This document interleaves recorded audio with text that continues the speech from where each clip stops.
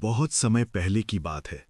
मथुरा नाम के एक राज्य में कंस नाम का एक बहुत ही क्रूर राजा रहता था। वो अपनी प्रजा को बहुत सताता था। उसकी एक बहन थी जिसका नाम देवकी था। देवकी का विवाह वासुदेव जी के साथ हुआ। विवाह के बाद जब कंस अपनी बहन देवकी को विदा करने जा रहा था, तभी आकाश से एक आवाज आई, हे कंस, जिस देवकी को तू इतनी खुशी से विदा कर रहा है, उसी का 8वां पुत्र तेरी मृत्यु का कारण बनेगा। ये सुनते ही कंस डर गया। वो बहुत क्रोधित हो गया और उसी समय देवकी को मारने के लिए तलवार निकाल ली। लेकिन वासुदेव जी ने उसे समझाया, हे कंस, तुम देवकी को मत मारो, हम तुम्हारे हवाले हर बच्चे को कर देंगे।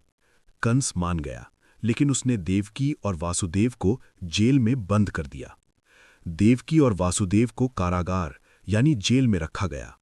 जैसे जैसे उनके बच्चे पैदा होते गए, कंस उन्हें मारता गया। इस तरह उसने देवकी के 6 बच्चों को मार दिया।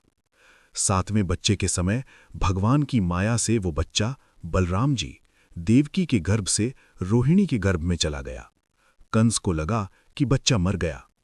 अब समय आया 8वें बच्चे का, यानी श्री कृष्ण के जन्म का। उस रात बहुत भयंकर तूफान था। चारों ओर अंधेरा था, लेकिन जेल के अंदर एक अद्भुत प्रकाश फैल गया। आधी रात के समय भगवान श्री कृष्ण ने जन्म लिया। जैसे ही श्री कृष्ण का जन्म हुआ, जेल के सारे पहरेदार सो गए। जेल के दरवाजे अपने आप खुल गए। वासुदेव जी की बेड़ियां टूट गईं। ये सब भगवान की लीला थी। तभी आकाशवाणी हुई, हे वासुदेव, इस बच्चे को तुरंत गोकुल ले जाओ और वहां नंद बाबा के घर छोड़ आओ। वहां एक लड़की जन्मी है, उसे लेकर वापस आ जाओ। वासुदेव जी ने श्री कृष्ण को एक टोकरी में रखा और गोकुल की ओर चल पड़े।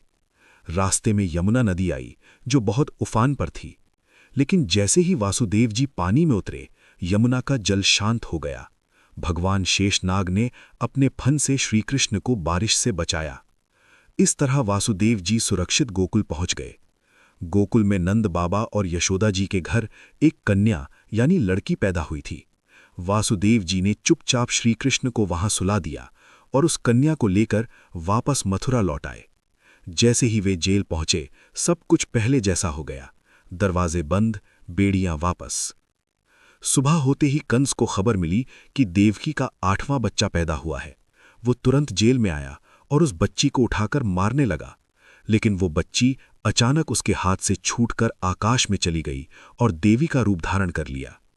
उसने कहा, हे कंस, तुझे मारने वाला जन्म ले चुका है और वो गोकुल में है। ये सुनकर कंस डर गया।